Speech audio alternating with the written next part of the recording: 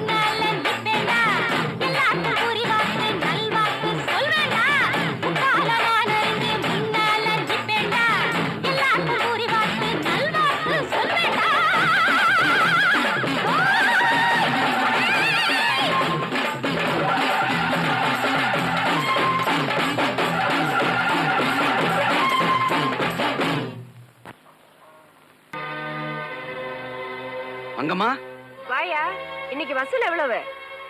அட இதை விட பெரிய வசூல் பண்ற அதிர்ஷ்டம் வந்திருக்கு. அது என்னையா அது? எப்படி யோசனை? அருமையான யோசனையா, அடிச்சு விடுவோம். மங்கம்மா.